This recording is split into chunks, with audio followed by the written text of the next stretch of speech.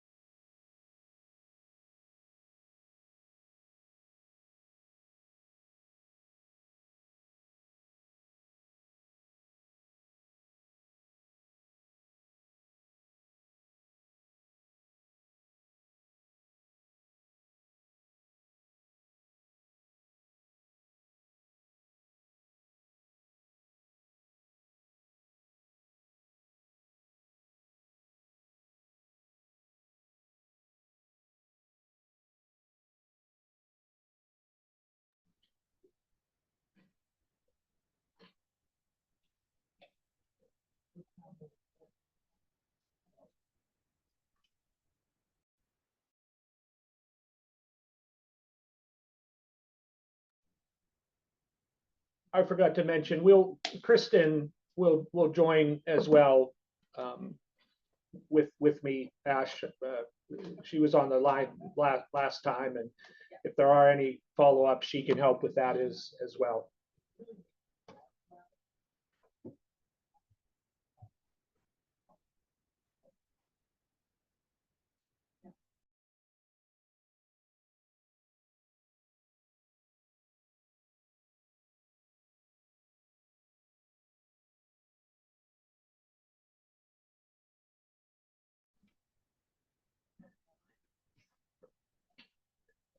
Hey Ash, can we test one thing? I want to see if when I play the video, you can hear it. So let me share my screen. Yep. And I'll see if we can.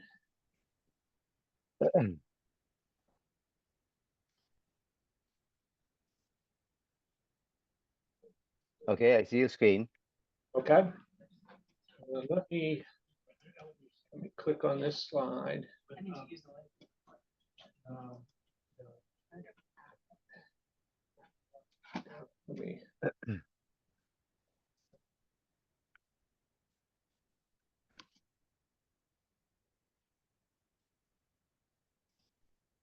Okay, let me put this in presentation mode and see if it starts. Plays.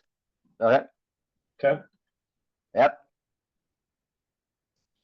If plastic does come to its end of life, there needs to be a technology to address it. Can you hear it? I can. It's a little jerky. To not waste so much resource and carbon, and find a way to bring that back into the economy, take it out of landfill, and recycle it back into products with technologies that that actually better? have a lower carbon footprint. That is better. Oh, Okay. It's still a little jerky. Started this a few years. In terms of like the video start and stop, is that what you mean? No, video and sound, because when the video jerks, then the sound jerks as well. Okay. So when you click share, I haven't done this on Zoom in a while, but we use WebEx, and in that there's a particular setting when you choose share to synchronize with video. Try disconnecting and reconnecting, and tell me if you see an option like that. Yeah, let me stop share. Okay, I got Oh, it just goes straight to screen share. Okay. yeah, hold on for a second. Let me try it again. Clicked on it. Is your video off the web, or is it on your desktop, on your computer? It is on my desktop. Okay. Okay, that's the only other confounder. We'll be all right. Hey, David, how are you? There we go. Welcome. Yeah. So we were just testing out the ability of Chris to play a video with sound. It was a little bit jerky. He's going to try again. All right. So hi David, how are you? I'm doing okay.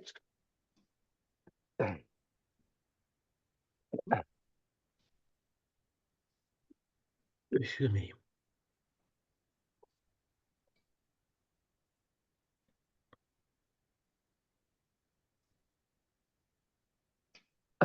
Yeah, let's see if let's see if this works, Ash. Yeah, I'm here.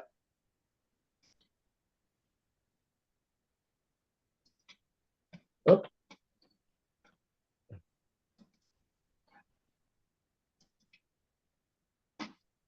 Are you still there? I'm here. Okay. Let me page down. When plastic does come to its end of life, there needs to be a technology to address it. Very good. We have a huge better? opportunity in front of us to not waste so much resource and Okay. carbon. Okay. Yeah, that's it. There was a optimize for video and sound in there, so we'll keep it on that. Now I just have to find out where you all went. So go to Zoom. in your lower bar, look Yep. for the Zoom app. I If you see click it. on that, oh, stop, you stopped sharing. So you should see us. No, we're still seeing your shared screen.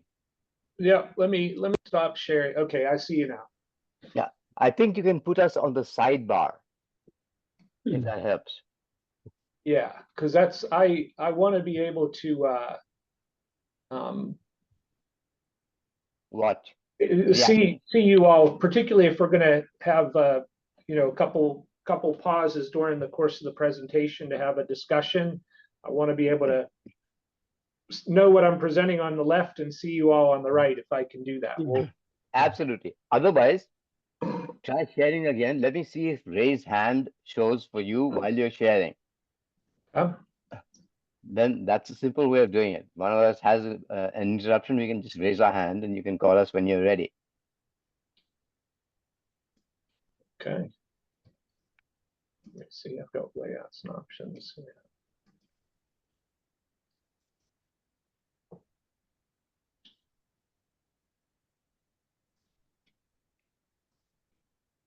You Okay, can run see the video. You do see us? no, that's what I've got to figure out. For some reason, I am. Okay. Do you? Okay, I see you all now. Okay, good. Yeah, I got it. And so what we do, I think, is rather than interrupt you, raise our hand. Is that obvious to you that we've raised our hand? It is. It is. Oh. I'll keep it open. It's weird. I have a real small kind of picture on the one screen, but I at least have the gallery view so I can see you all. All right, good. I think we're good to go. Okay, here's Deborah. Hey, Deborah. Hello, Welcome to the good Yep. evening. Good Hey, evening. Ash. Hey, David. And hello, Chris. Hi, Deborah. Nice to meet you. Nice to meet you. I missed you the last time. I apologize for that. No Yeah. problem. No problem. I'm just Jug- life happens. Yeah, I was going to say just juggling some family stuff. Couldn't be in both places at the same time. Understood. Yeah. Understood. So we have you know, and just so that you know what we do, and Ash and David probably shared that with you, we record this and it gets put into our YouTube library. So this will live in perpetuity. Well, until we do another one. Until we do another one. Until we do another one. But we are you know, keen on this conversation. We started, I'm not sure if Ash and David shared with you that we hosted you know, the Beyond Plastics New Jersey chapter in April. And you know, that was chock full of, and it was coming from the perspective that plastic should be eliminated, period, right? You know, the conversation has evolved. We also host a salon each month, and in May, the conversation was about the future of waste and the circular economy. Right, we were going to dovetail that with your talk, which didn't work out last month, but it certainly works out this month. And you know, with the good minds on the call here, I'm gonna you know, let David and Ash, Ash and David, who's ever taking the lead, you know, moderate tonight, but we kind of want to wrap up this conversation. The highlights of last month's meeting were just published in the local newspaper here. So we're trying to amp up the volume a bit about what the circular economy is, have people, you know, gain some perspective on, or perspectives on what's going on with plastic, you know, beyond just what everybody's familiar with in terms of the recycling of plastic bottles, et cetera, in their, you know, curbside So this is special because you guys have a breakthrough, technology. And I don't know that many people know about it. Right? And this can help make a dent in a substantial way and do some really terrific things. So we'd like to broadcast about it. All that to say is that we're going to let people know what they missed tonight, whoever's not on the call, right? And we'll push out on the conversation a bit. Excellent. Well, I think what we have to share, what we're doing fits well with that, Deborah. And what I had talked to Ash about, I guess, depending on the number of people who join, and even if it's just this small group here, there's a couple places in the presentation that are just natural pauses. And so if it's a small group like this, if you guys are okay, I'll just pause and we can, chat a little bit, answer any questions you would have, and then move on. And like you said, I hope by the end of it, if you walk away with nothing, that you'll understand all these technologies, these aren't the same, and you'll have a good understanding of what we're sort of doing and how we think it fits in a circular economy. Yeah, that's, I'm personally very interested. So I'm all ears. Are you expecting anyone else from your team to join tonight? No, Kristen is here. She's part of our comms team. She'll help me out with any of the follow-up that we need. If you need any other information on us, she can help with that, Deborah, before you would post it, or if you needed a quote or something like that, she can help. That would be great. Hello, Kristen. Kristen, sorry, I was How on are a different you? screen. I didn't see you. Welcome. Oh, no problem. Yeah. Deborah, you were saying. No, I was just saying hello. So we, as much as we try, just to let you know ahead of time, Sustainable Jersey City has never started a meeting we've hosted, internal or external, on time. It just is, it's eluded us. So least of all, what we'll do is wait until 7:05, 7:10. I sent out a couple of reminders today, so people have the Zoom details at their fingertips, but that doesn't seem to necessarily prompt people to show up on time, So we'll see what happens here. I want to see. I'm just going to pause for a moment here. I want to see how many people registered. I think we had 10 or 12 people. Let me just take a look.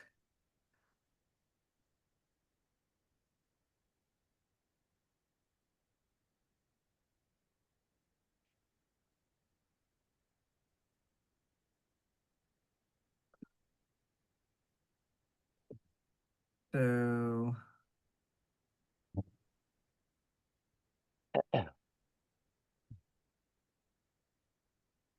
and my system's a little slow. I'm formally on vacation, and the background that you're seeing here is actually a hotel room. Oh, Yeah. So let's see what we got here. That's interesting because it's the 8 that I saw this morning, and then I had gotten a text from someone on my team suggesting that because we were promoting it on social media, that there was a lot of interaction. So I presumed that there would be more people registering, but it is what it is. So I always hold it that the people who are in the room are all the right people. So that's how we'll hold it. And we're ready to go. Like I said, I think we can have probably more intimate conversation, ask some questions, and then hopefully that's an even better sort of video out there, because there'll be some things beyond just me, talking for 35 minutes or something like that. We can have a little bit more discussion. So glad to do it. Okie doke. So why don't we pause the recording for a bit? There it is. there There we you go. go. Okay. There we go. So, David, why don't you start with a few minutes on circularity, and then I'll talk about the special case of plastic, and then we can start the actual presentation. All right, thank you. So there is no way in which to throw things. We're on a finite planet. If you've ever lived near a garbage dump or a landfill, you know that they just fill up and then you have to dig another one. So ultimately, sooner is better than later. We need to develop ways of manufacturing things and using things such that they can be either disassembled and the parts are used or refreshed and used, so that the only mining and other activities we need are to replace every system has losses and are to do something, putting something new into circulation. An example, a positive example of that might be automobile batteries, which have a lot of lead into them and have a fairly high recycling rate. Of course, if you don't recycle it, there's a fee.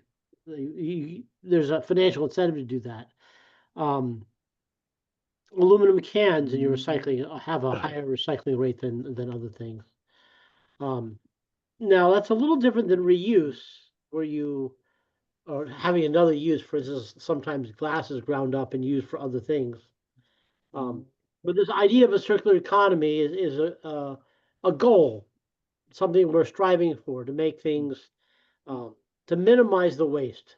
So when something breaks or is used up, that it becomes either repurposed, recycled, or reassembled into something else.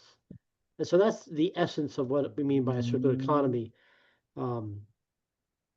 For some things, we're quite far away, and one of the things we're quite far away from that is plastics, and I'll pass that back to Ash. Okay, good. Thank you, David. That's a good start. So I'll be really brief on this. The one exception to reuse has always been plastics. Activists who are I have run a couple of campaigns at Ramapo College trying to stop the use of single-use plastic.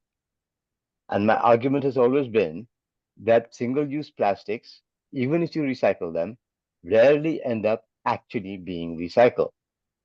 And so it's better just not to use them, to refuse them, use reusables instead of single use. And I've never had much success getting people to buy into this. I did switch almost all the students at Rambo College away from single-use plastic water bottles to reusable water bottles. Almost every student on campus now carries a reusable bottle or a cup, mug. The thing about plastics, every argument that I have heard against the use of single-use plastics, I support.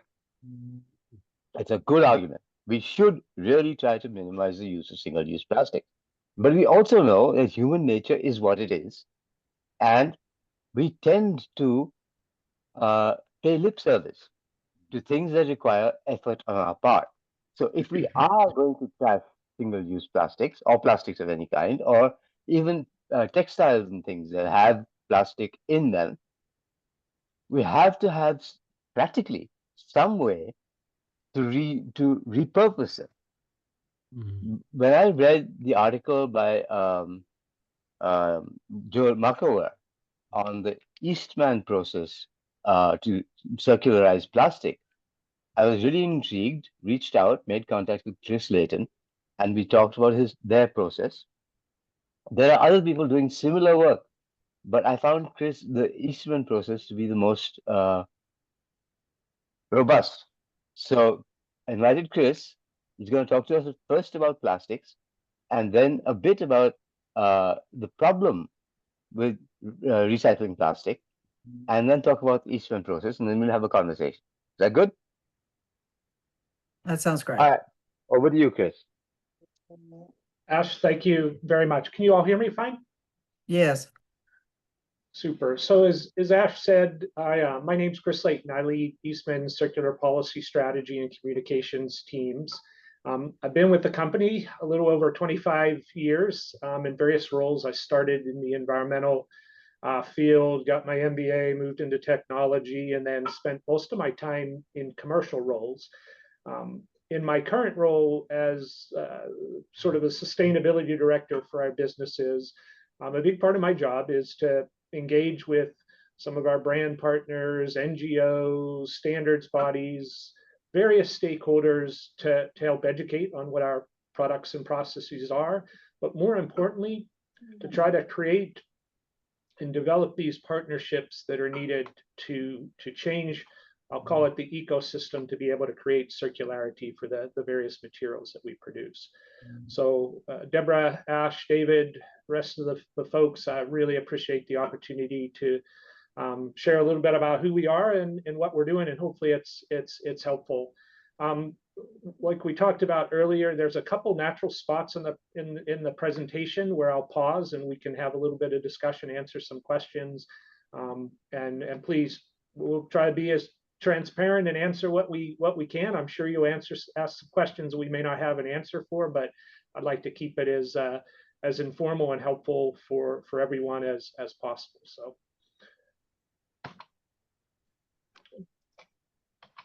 So for those of you that don't know Eastman, we are a 105-year-old specialty materials company. We were at one time part of Kodak. So the Eastman name may ring a bell from that. Somebody, we're about $9 billion in revenue globally. We are headquartered here in Northeast Tennessee, in Kingsport, Tennessee, but we have a team of 14,000 some people located at manufacturing plants, sales offices, research centers across the globe, including a small plant not too far from you all in Linden, New Jersey. Eastman is probably not a household name, but there is a very good chance you use a product made with one of our materials, as we sell to customers in over 100 countries across a wide variety of applications. So we're going to be talking about plastics today. So think of durables, which would be small appliances, housewares, the reusable water bottle, automotive, medical devices, electronics, as well as packaging, where we sell into food, beverage, cosmetics, personal care, packaging. So as I said, probably a good chance that you touch one of our materials sometime during the day. So as a materials company, we think the best way to address some of these what I'll call wicked problems, plastic pollution, climate, how do you care for a society that's fast approaching 9-10 billion people? How do you do that in a sustainable way? As a materials company, we think of circularity, right? Can we create circularity for our materials? And what that means for us is very similar to what David described. So, how can we eliminate, materials that really are unnecessary? For those materials or products that we do need, how can we design them to reduce the amount of resource that's consumed in their production, the types and hazards of materials that they're made with, the energy intensity in the production?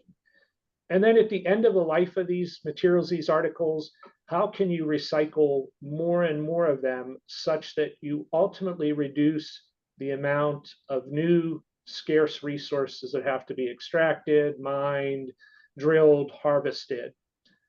That's how we look at circularity from a materials perspective. And so how we bring that to life is really through a set of principles that guide the decisions we make, the choices we make in our innovation portfolio, how we approach things. And so I won't go through all of these in detail, but they will set up the rest of the discussion as we talk about our recycling technology. And so, first principle, we follow the hierarchy of reduce, reuse, recycle, right? When we are designing, we're thinking of how we can reduce first, make the materials more durable to be reused, and ultimately, if they can't be, how are they designed to be recycled at their end of the life?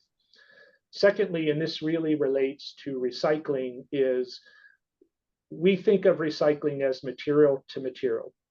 not waste of fuel. Waste of fuel has a place on the hierarchy. It's better than landfilling or incinerating, but we don't really view that as recycling.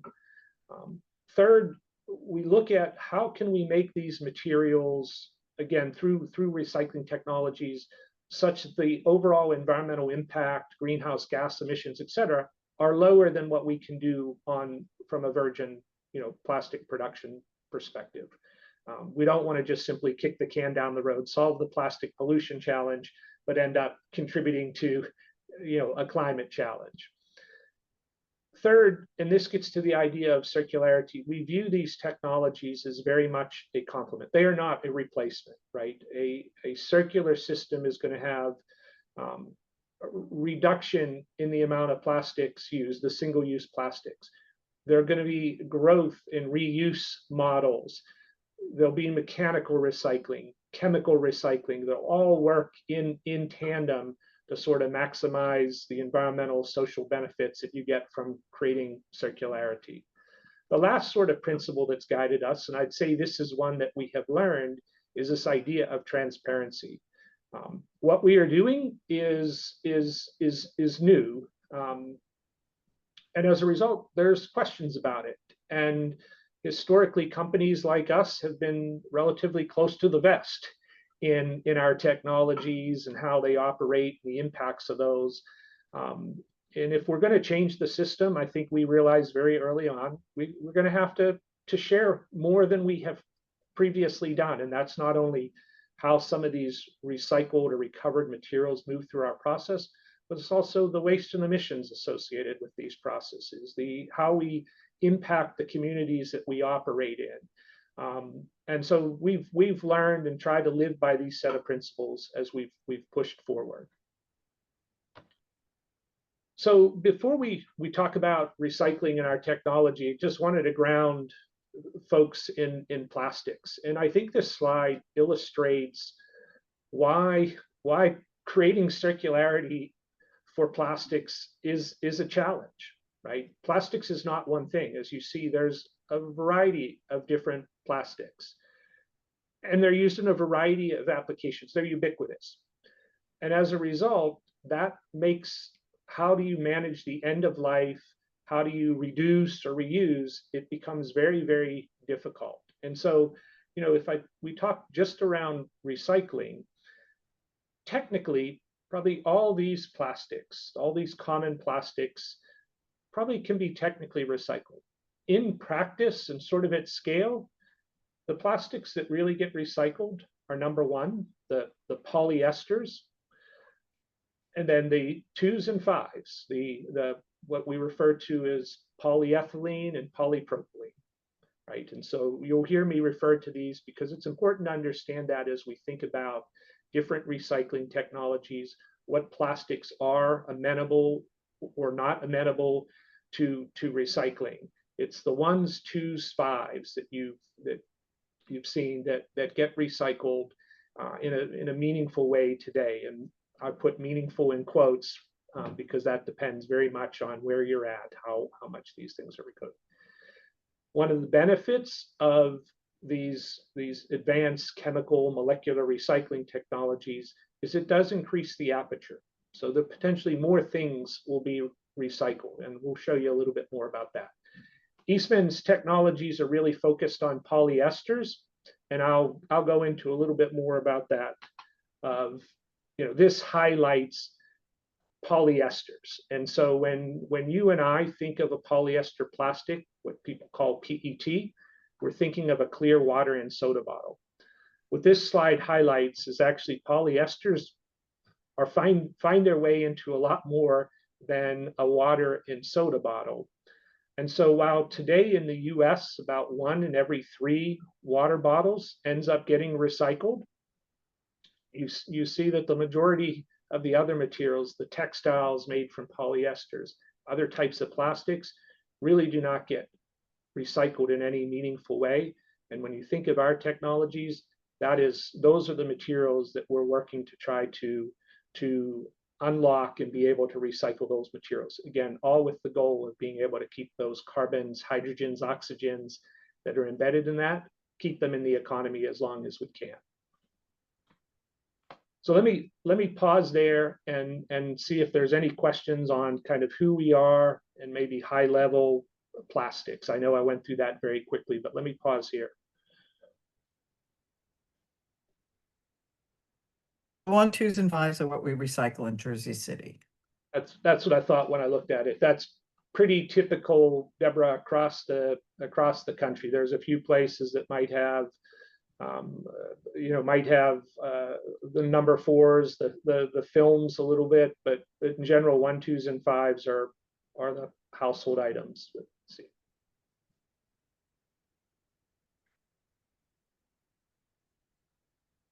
Other questions? Yes. So you mentioned a plant in Linden, New Jersey. Yep.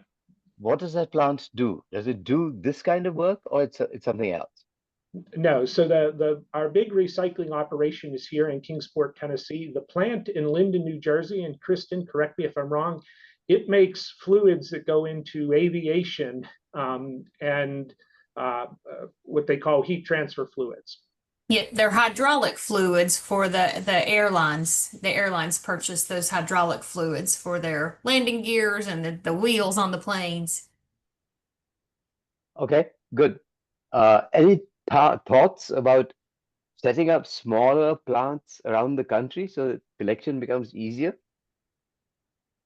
Yeah, great. That's a great question. What was And the so question again? Could you repeat that? have we thought about setting smaller plants up throughout the country versus large ones? Great question. So if you think of it from purely a waste collection, a feedstock perspective, there's a strong argument to say you would have more but smaller plants, because collection of these recyclables is a challenge and waste is best managed locally. The counter to that, and why we've sort of settled on the size that we have, is the output from these in turn goes into polymers that we sell. And the reality is that even at the size we are, it's a relatively small polymer line, right? In fact, most of the polyester polymers are about 5, if not 10 times the size of our plant. And so there's this balance between the ability to source the waste plastics to feed these plants and then be able to be cost effective, economies of scale associated with the output. But we've settled on this size, Ash, but that's something that we are always sort of debating as to how best to scale this, how best to leverage the technology. Good. The other point I will make at this stage, you talked about it not being an either or choice between the different ways in which we handle plastics today. It's not mechanical versus chemical versus molecular, but it has to be a combined effort using all those things which all work in different ways for different advantages. I like that. Thank you. Yeah, absolutely. And if you did, I didn't touch upon it, but if you look at our portfolio, so we have bio-based materials that would be looking to replace plastics, right? That biodegrade based on cellulose. We have a big portion of our portfolio goes into reusables to replace single-use plastics. And then we have these recycling platforms, right? So as a materials company, it's not, we don't have one product, one process ourselves, right? We're looking at different ways to meet needs and always trying to innovate, ultimately with the goal of being able to create circularity, right? That these big wicked challenges are challenges, but from a company like us, it creates tremendous opportunity for innovation, right? And we're lucky enough, we have some technology platforms that allowed us to capitalize and bring forward some new ideas, and it's a big part of our growth, right? It's a part of how we're going to succeed for the next 100 years. So let me move on. I just a quick question. Is the hydraulic fluid petroleum based or is it bio based? It is. Today it is petroleum based, Deborah. Noted. Yeah. Thank you. let's move on, talk a little bit about recycling. And so again, I'm going to use the term chemical recycling. I know Ash will cringe, but chemical recycling, advanced recycling, molecular recycling are umbrella terms for a bunch of different technologies that we'll talk about a little bit. The simplest way to describe what is chemical recycling is to really contrast it versus mechanical recycling, what you and I have traditionally grew up with thinking of recycling. And so in mechanical recycling, you start with, in general, a relatively what I'll call homogeneous stream. The best example is a clear water bottle. So that water bottles are collected, they're chopped up, they're washed, and then remelted to create a new product. Very energy efficient, very effective product or process, but it has some limitations. One, the number of cycles that bottle can go through before it's deteriorated is limited. And then two, you are really dependent upon having a relatively clean stream because the process isn't designed to clean it up along the way, if that makes sense. But it's very energy efficient, and it is what we've known. And you've got countries throughout the world that do that very, very effectively. Here in the US, the recycling rate for that bottle is maybe about 30%. In some of the Scandinavian countries, it's near 80%. So chemical recycling works a little bit different, and it sort of, as I said, complements the mechanical in a couple different ways. Number one, in terms of the different types of plastics that can be handled, it has a broader aperture, and it can take different types of plastics that aren't really amenable to mechanical. Why is that? Well, in chemical recycling, through either heat or through chemical reactions, you're taking that plastic and going back to a basic building block. When you get back to that building block, it allows you to purify those materials or purify those building blocks, and then you can turn those building blocks back into a new plastic, and it allows you to essentially create, new plastics that perform, have the same safety and quality attributes as the virgin material. It's just you've done it through starting with waste plastics as opposed to the virgin fuel. Again, but to do that, you're putting more energy into the process, and so it's not an either or. It's something where you very much want to complement each other. So let me try to walk through the different types of chemical recycling, advanced recycling, molecular recycling. So a busy slide. I'll try to take it slow, and we'll pause after this if there are questions, because then the last time we'll spend going through our process. But if you think of a traditional fossil fuel process, as David mentioned early, we extract, or we mine coal, we drill for oil and natural gas, and those fossil fuels are fed into the front end of a refinery. Coming out of that refinery, we have materials that in turn go to what's called a steam cracker. That steam cracker produces things like ethylene and propylene. From ethylene and propylene, we make most of the building blocks for the chemical industry. We take those building blocks, we create polymers. Those polymers get sold to companies that mold them into durable goods, mold them, extrude them into packaging, and then we as consumers use them. And then the end of life begins. And obviously, the first is, hey, can we reuse it? If we can't reuse it, can we mechanically recycle it?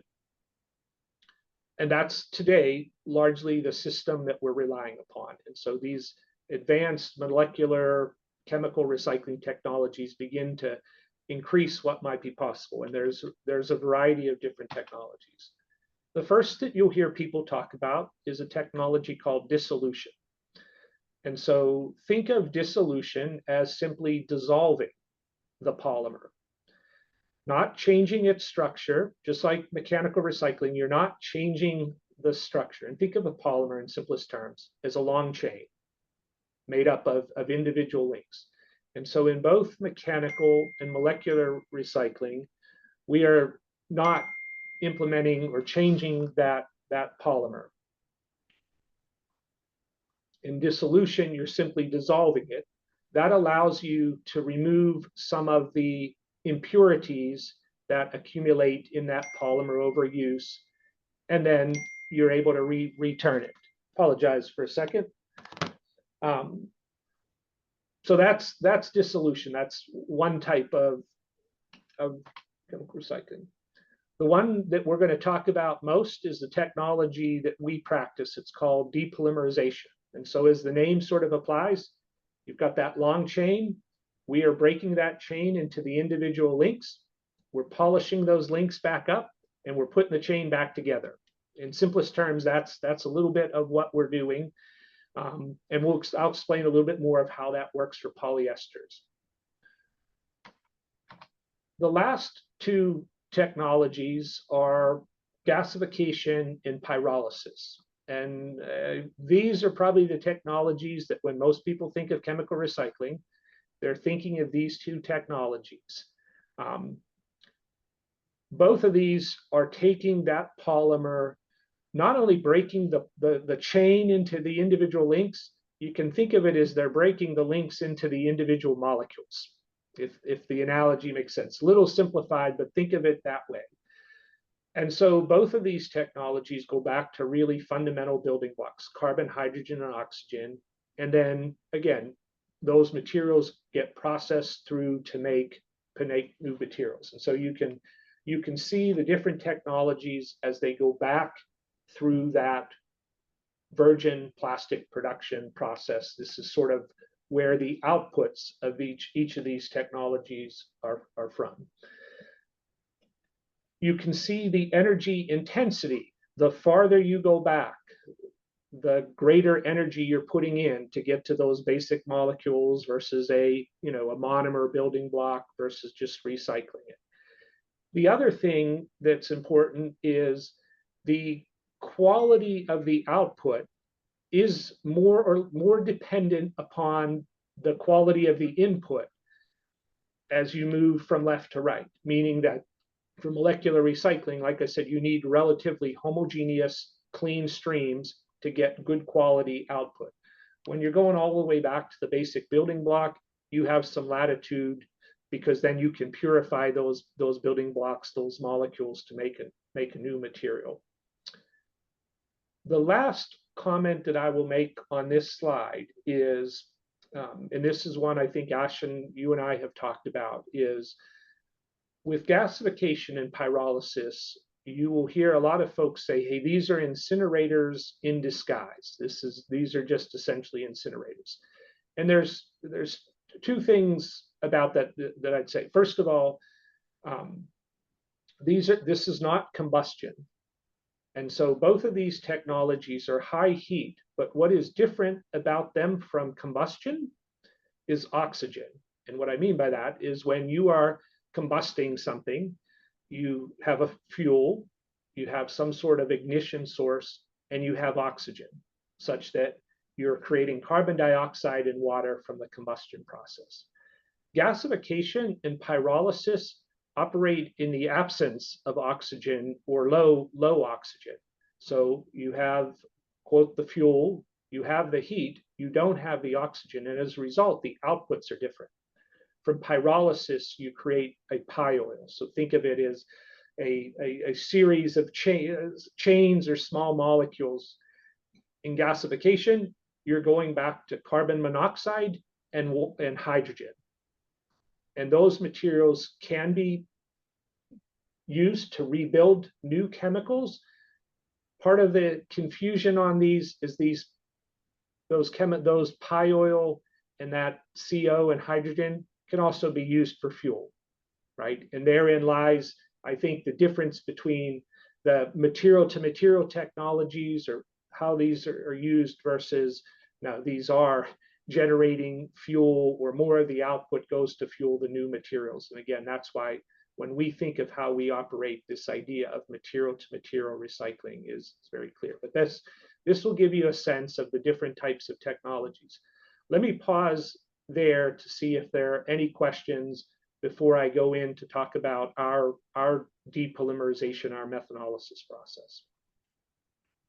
So are you saying, Chris, that what Eastman does is neither, and I apologize if I'm not getting this right, is neither gasification or depolymerization? No, ours is, Deborah, ours is depolymerization. We practice It is a form of depolymerization. Okay. That's right. So again, think of, we've got a polyester chain. We're depolymerizing it or unzipping that into the individual links. We purify, polish those links up, and we put the chain back together.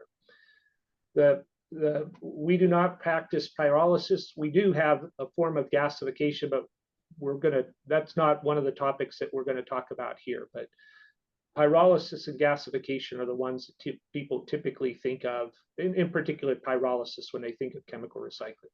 Eastman does the depolymerization. Okay. Now that was clear. Other questions? Not that I think the depolymerization conversation is simple. It's not that clear to me, but I understand the concept.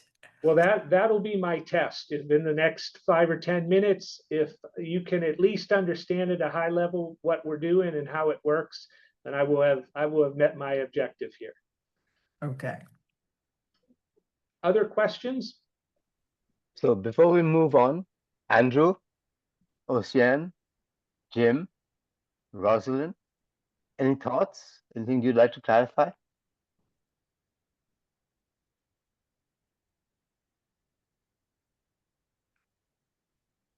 Even if it's an additive thought, it doesn't have to be a question. Is everyone understanding what Chris has laid out here? Is there anyone who's not understanding what Chris has laid out here? Okay, I think we're good. Yep. All right. All right, so let's talk about Eastman's process. So again, we are practicing a form of depolymerization, and the process that we use is methanolysis. And in simplest terms, what we're doing is we're taking a polyester. In the production of polyester, it liberates methanol. All we're doing is running the reaction in reverse. We're using methanol to take that polymer chain apart. And so we start with what we refer to as sort of harder to recycle polyesters. So don't think of the clear water or soda bottle. Think of a colored shampoo bottle, maybe the Fairlife protein, opaque single-serve protein dairy drinks. Think of the takeout, the clamshell takeout containers, or the containers in the fruits and vegetables, sometimes the meat and poultry trays. Think of textiles, carpet fiber. Those are the types of materials that we are recycling today, materials that don't get recycled in any meaningful way.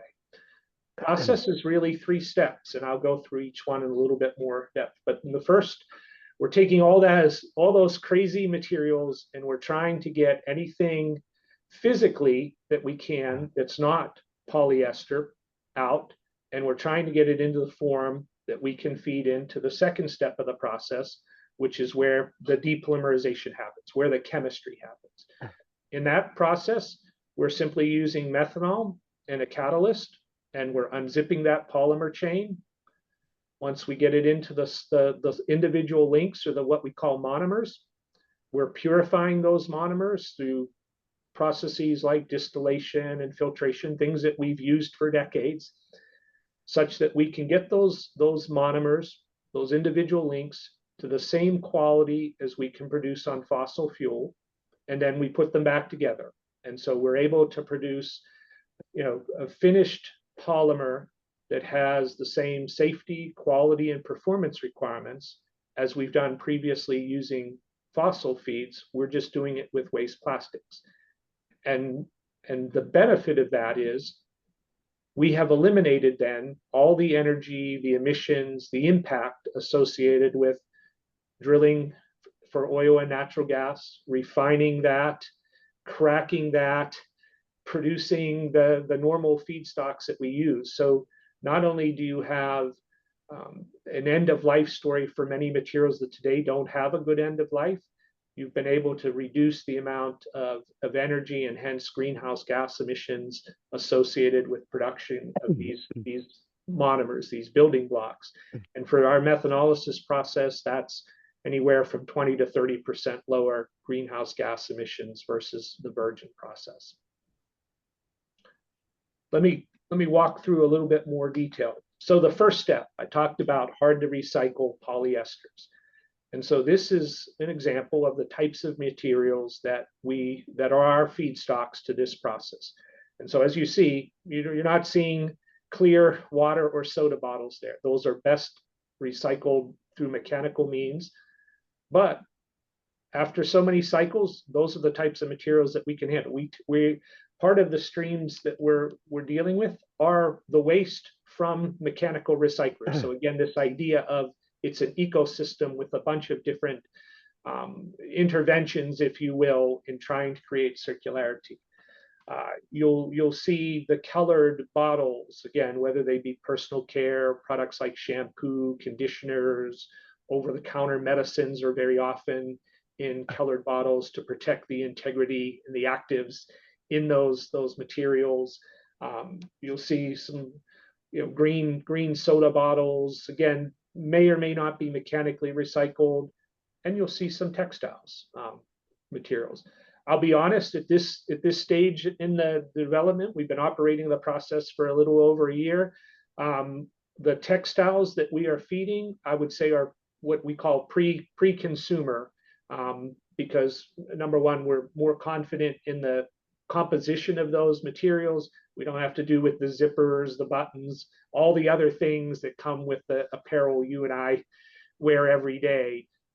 But that's the direction we're headed. But this gives you an idea of the types of hard to recycle polyesters that we are using as a feed. The output of that first step of the process is essentially a small pellet. Think about the size of a marble that is polyester and is in a form that we can feed. And we affectionately know that output. We call it the pile. And so, last year we recycled about 50 million pounds of plastic. And this year we're on track to do about 2.5 times that much. Our first full year of operation, we operated for about 9 months. Last year, we just passed our 1-year anniversary a month or two ago. But this is the output from the first part of the process. Up to this point, no real chemistry has happened, right? This is just simply physically separating stuff that's not polyester from the polyesters.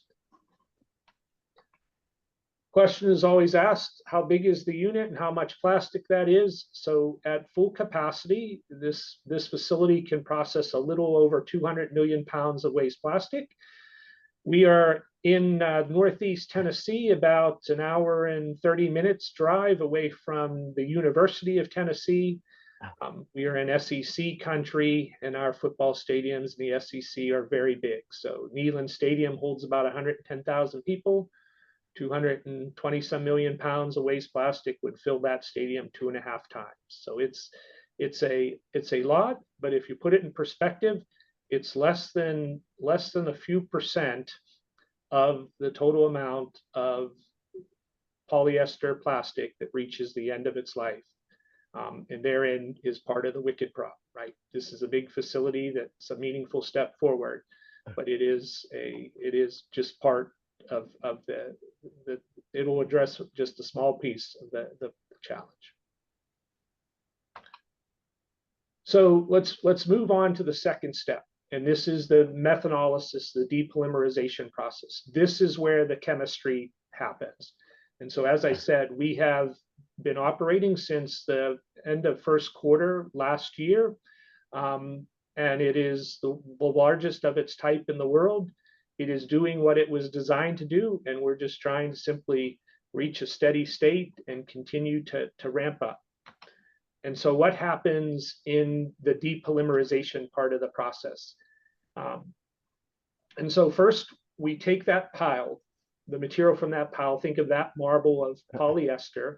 The first thing is we have to dissolve it. And so we use methanol to do that. That allows us to remove some more materials that we couldn't remove in the first step that are not polyester. Then we feed it into the depolymerization reactor, where we're going to break that polyester apart. And we use methanol and a catalyst. And think of it as we're just running the reaction in reverse. We get to those monomers, and we go through a series of purification steps.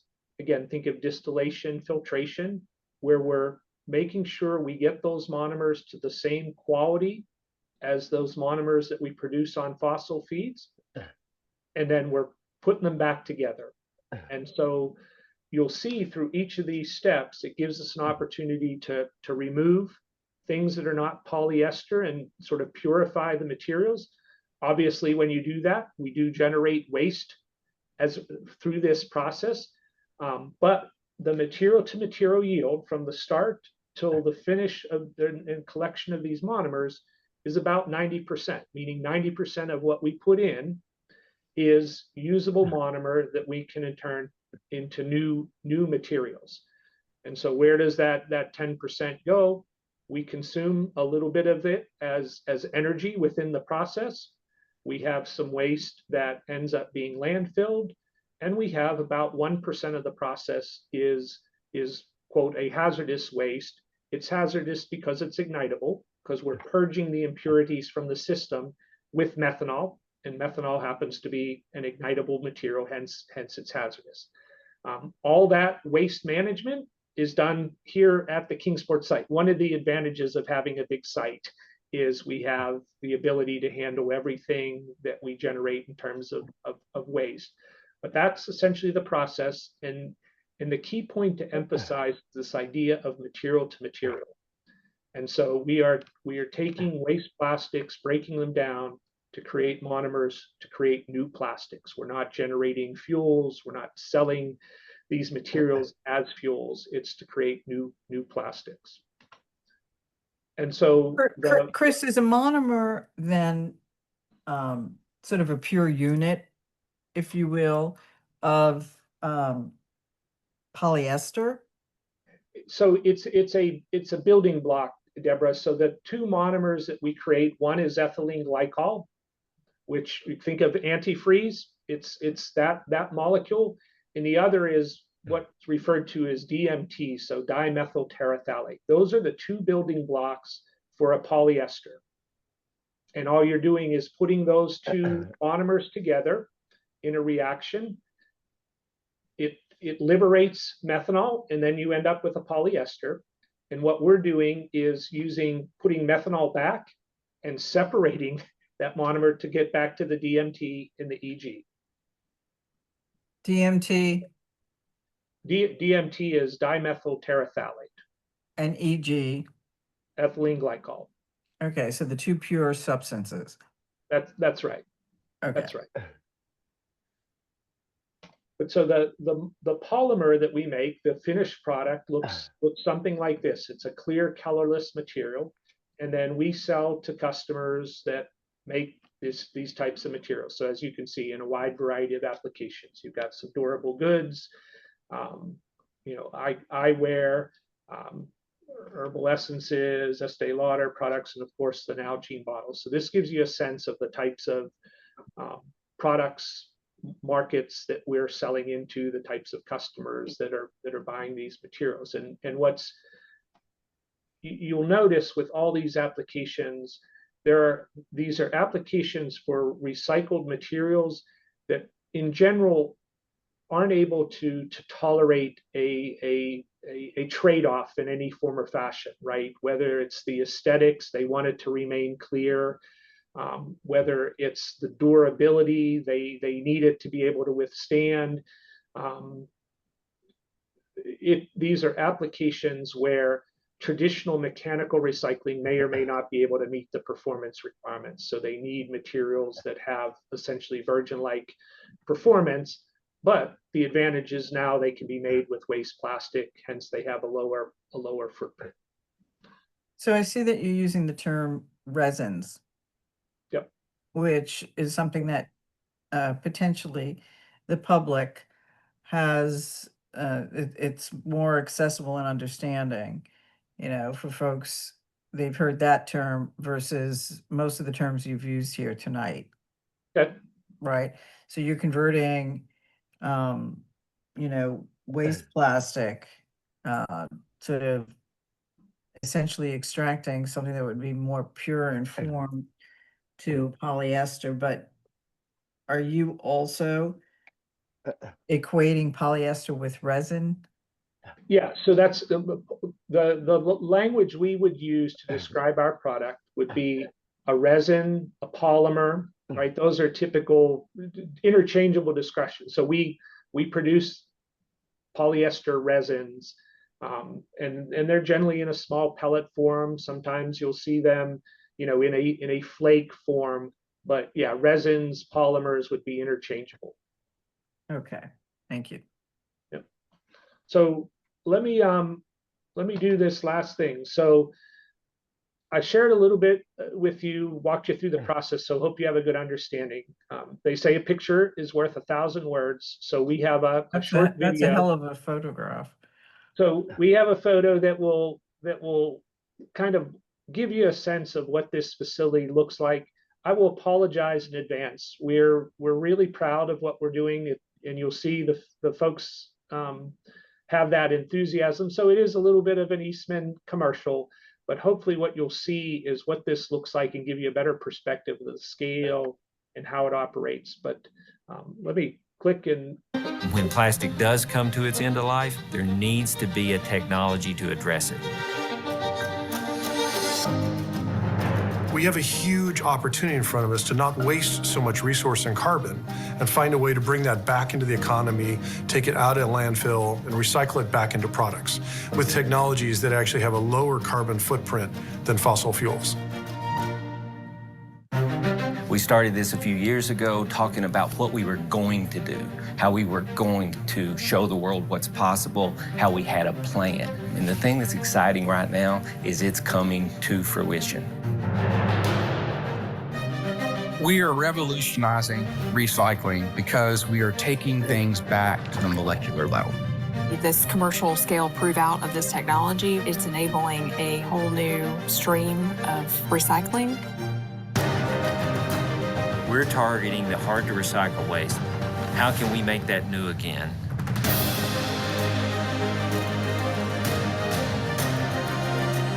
And so this isn't something that's, 5 years out, 10 years out. This is something we've known how to do before, and we're doing it. We're focused on how to reuse that plastic over and over again. Our technologies also have infinite recycling like aluminum, so there's no limit to where we can take this.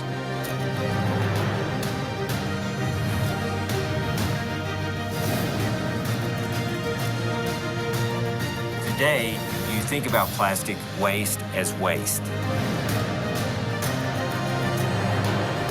With new processes, waste can be seen as raw material with value. Once something has value, people are going to treat it differently. The world is ready for this and demanding it. The heart of it is, how do we make the world a better place? Every innovation we've done, the vast majority are making the quality of life better. I'm fueled by this new paradigm that I'm going to work to literally work on changing the world. And that's an awesome feeling. Material plastic can have value. It can be made new again. It's not too futuristic. We're showing the world that we can do it.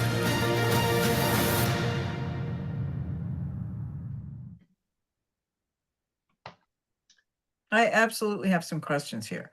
So Yeah, absolutely.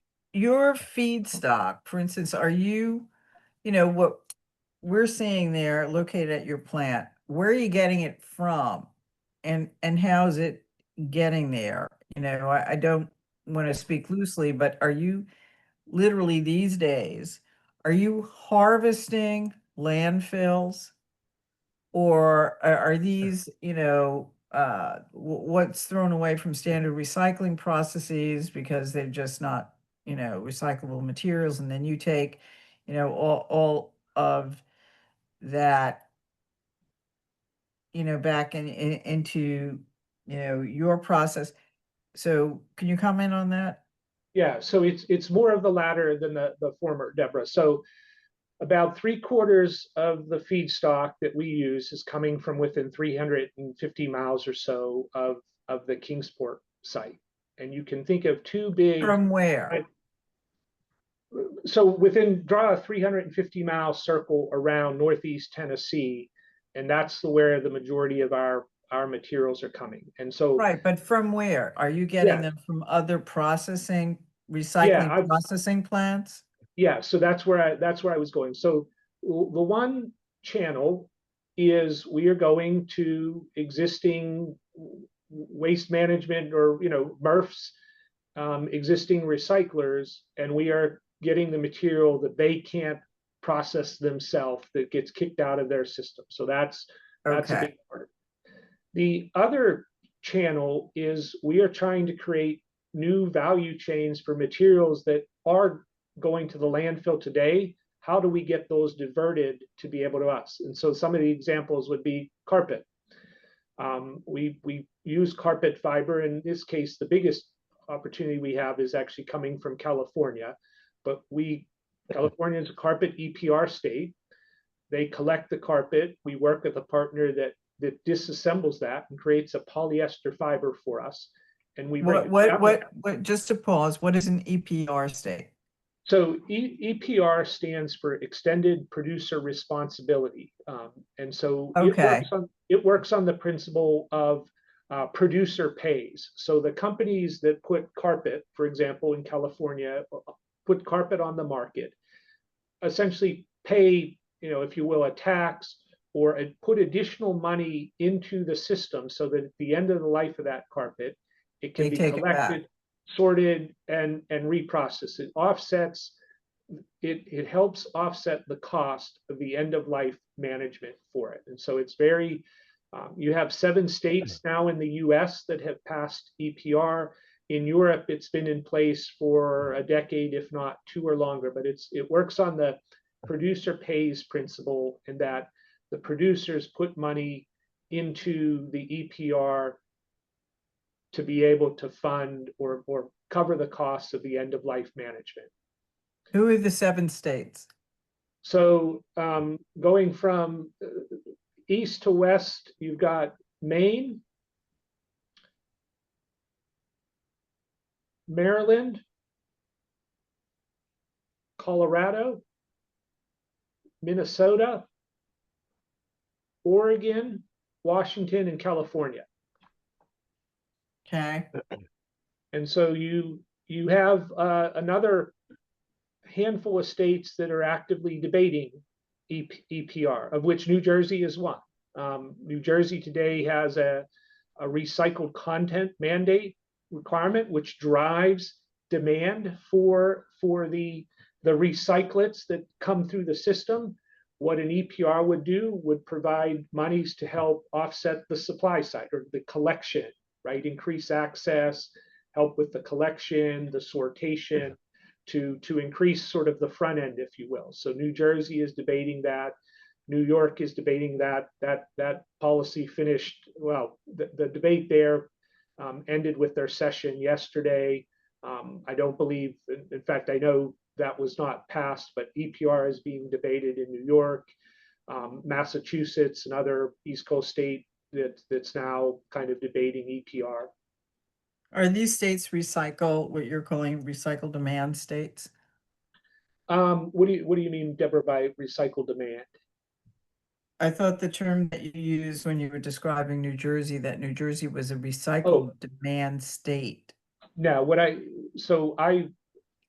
New Jersey has a post-consumer recycled content, meaning that certain types of package put on the market in New Jersey are required to have X% of recycled content. The value of recycled content mandates is that it creates demand or an end market for the output of recycling systems, right? It's creating that mandatory demand. That's what I meant by it. But I see. it's a PCR mandate is what you'll hear people refer to those policies. That's different than EPR.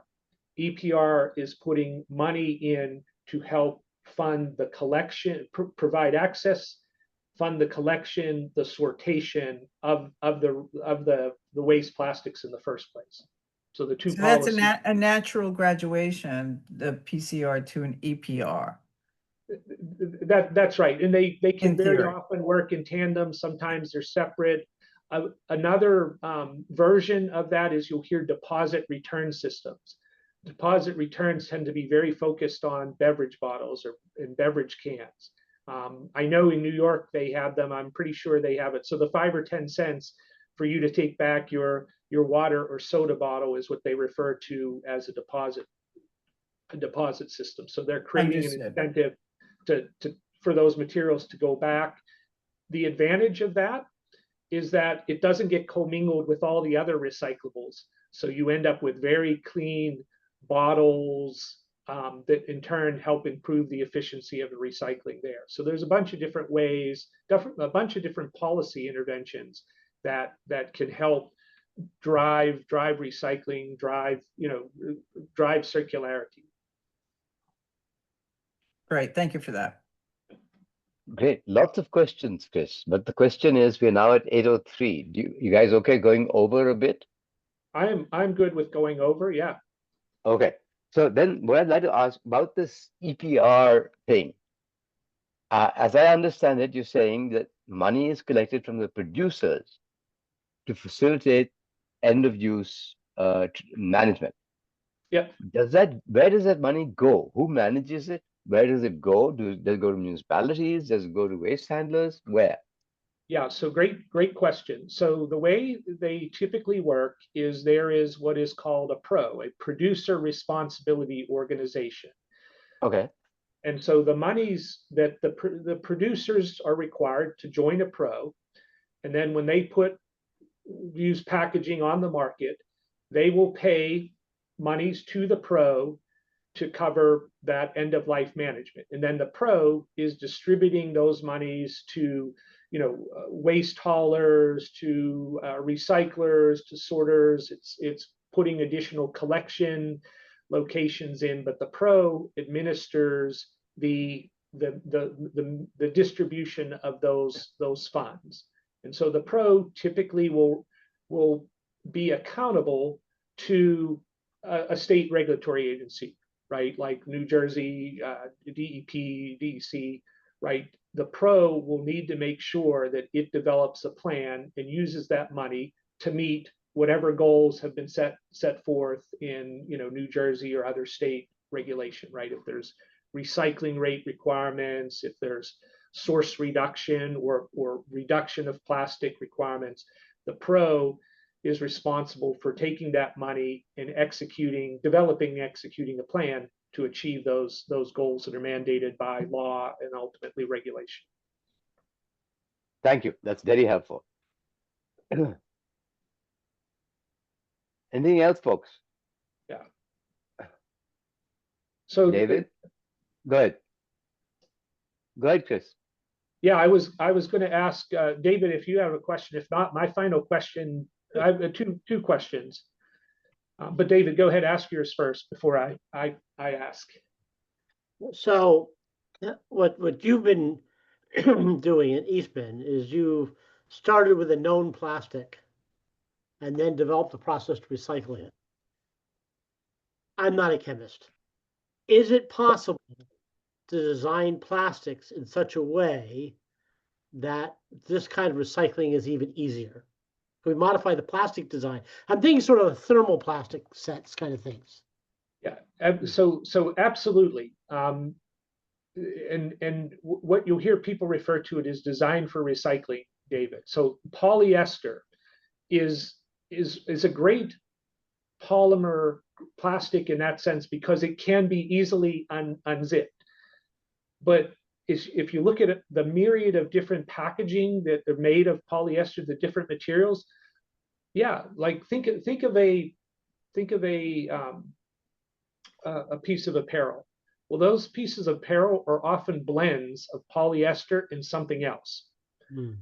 That something else is often it's a deterrent. It's a barrier to being able to efficiently recycle. So we have seen examples of where, you know, apparel manufacturers are trying to decrease or essentially increase to say, hey, can we make it pure polyester so that it's more amenable to recycling? Same thing on packaging, right? You'll look at, there's a whole list of materials that package designers, producers are trying to eliminate, design away from, so that the ultimate package is more amenable. The best example is often a polyester like thermoform will have other layers of polyolefins, of different things. Those other layers are there to provide barrier properties, whether it be light, oxidation, moisture. Well, any of those other things that are not polyester make it that much harder to recycle, right? So design for recycling, even with these chemical technologies, is important because we're learning every day what the process can handle and what it can't. And quite honestly, there's as many things that it can't handle as it does. And that's been quite a learning for us over the past several years.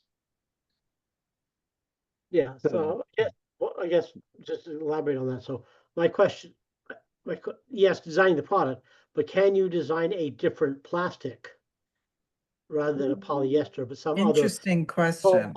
and a different kind of polymerization that makes the recycling that much easier?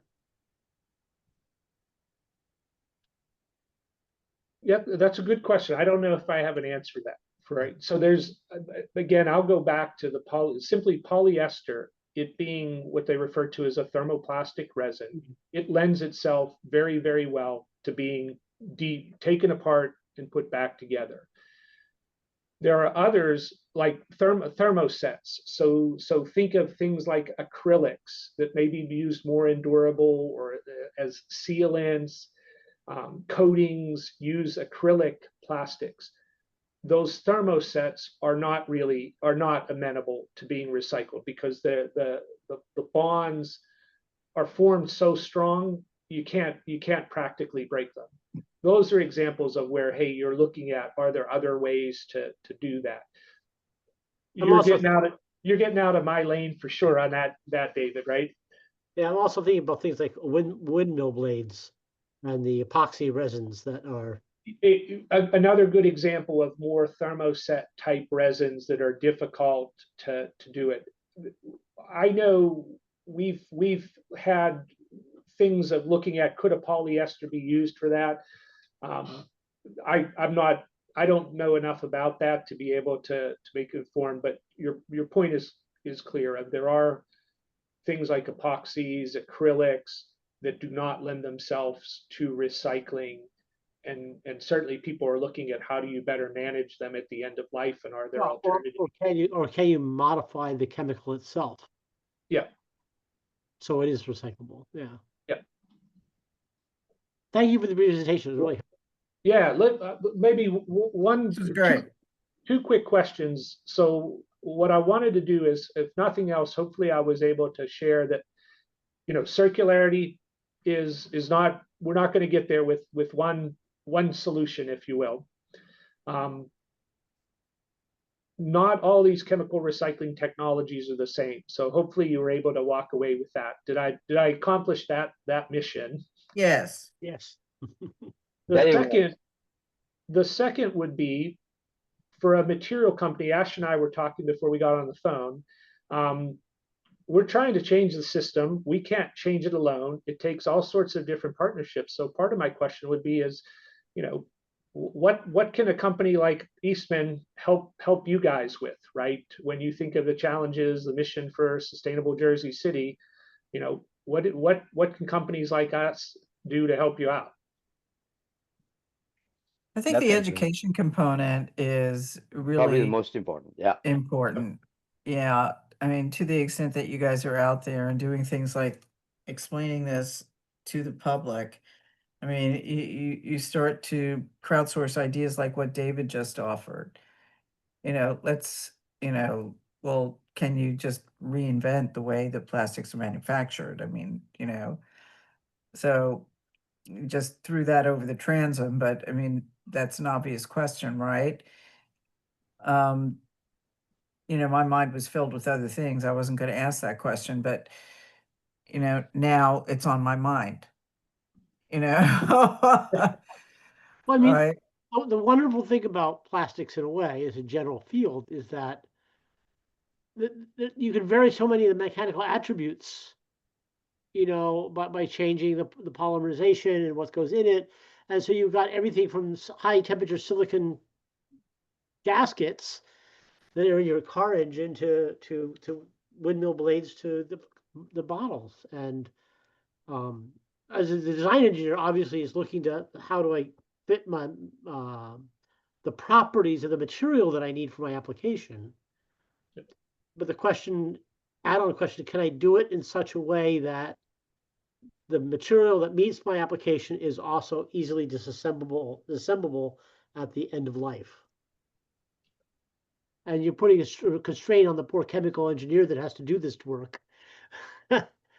Well, it's funny, David, you mentioned I was at a conference a month or two ago, and a fellow by the name of Dr. John Warner was there, and Dr. Warner is, if not the founder, one of the earlier advocates for what green chemistry. And what he's talking about is there needs to be additional training as we bring folks up through universities on some of these ideas of not just thinking about how do you produce a plastic that will have the fitness for use, but how do you produce it also to be fit for use, be able to be managed appropriately at the end of life, be able to produce with materials that don't have health safety concerns. And and Dr. Warner's kind of hypothesis or his plea was, hey, as educators, we need to be doing more of that, training these future scientists to be thinking of these things, not just of how can you get a polymer or resin to do what it's supposed to do. There are all sorts of other kind of factors that we need to be considering, and that is emerging for sure. But there's a lot of science and development still to happen.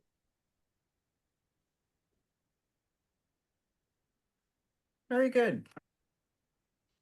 Thank you very much, Chris. Yeah, Deborah, Ash, David, again, appreciate the opportunity. Hopefully it was helpful. And if there's other things that you need, please don't hesitate to reach out. We'll get you the slides we can give you, and then we'll give you a link to the video so that you can post it. And if there's additional questions, don't hesitate to ask. And I would also offer, if you're interested in a tour of the facility, we would gladly host you for that. You have to want to get to Kingsport, Tennessee. You don't just happen upon it.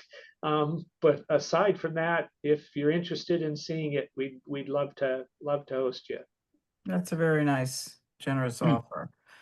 And we'll keep that, in our back pocket. So when you send over your your presentation, the link to the video, loop in Kristen on that group email so we have access. Yep, will do. Okay. One That's final question. an interesting vacation venue.